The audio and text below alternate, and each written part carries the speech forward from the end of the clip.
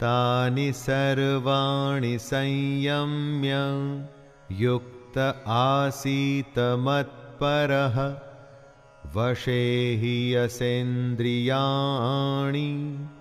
तस्य प्रज्ञा प्रतिष्ठिता।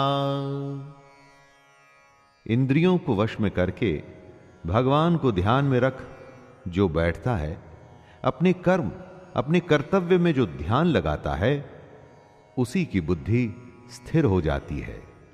वो ईश्वर अपने लक्ष्य के समीप हो जाता है। दोस्तों, अगली बार आप कुछ भी करें ना, तो ये देखिएगा कि वो काम आपकी इंद्रियां आपसे करवा रही हैं या आपका कर्म वो करवा रहा है। आप खुद ही समझ जाएंगे कि श्री कृष्ण क्या कहना चाहते हैं। इंद्रियों के वश में ना होकर उन्हें अपने वश में करने पर ही आप अपनी बुद्धि को स्थिर कर पाएंगे।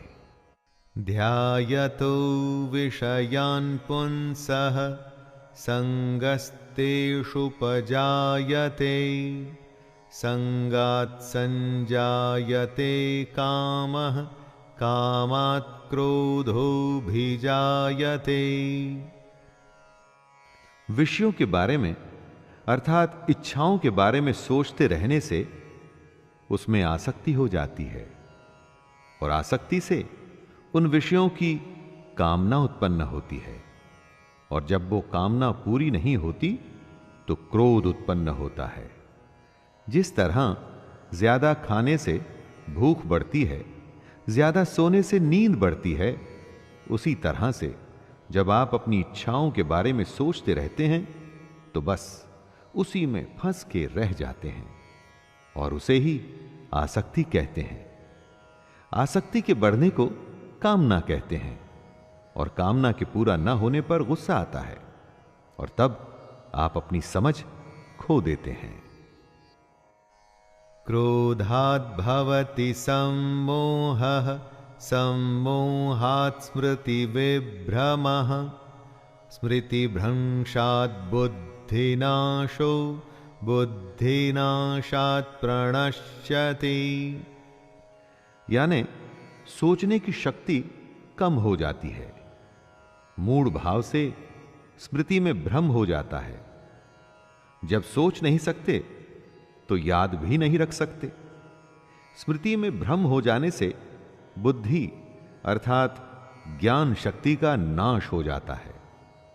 जब याद नहीं रख पाएंगे तो ज्ञान किसी काम नहीं आएगा, बुद्धि बेकार हो जाएगी और बुद्धि का नाश हो जाने से पुरुष अपनी स्थिति से गिर जाता है।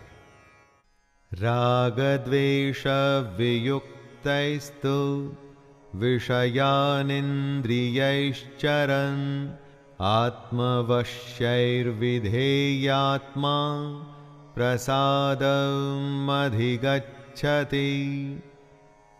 जो अपनी इच्छाओं को, अपनी आसक्तियों को अपने नियंत्रण अर्थात कंट्रोल में रख पाते हैं, दोस्ती शत्रुता गुस्से या प्यार के बिना अपनी इंद्रियों को भटकने नहीं देते, वो अंतःकरण की प्रसन्नता को प्राप्त होते हैं। ऐसे लोगों को बाहरी नहीं, हार्दिक और अंदरूनी प्रसन्नता होती है।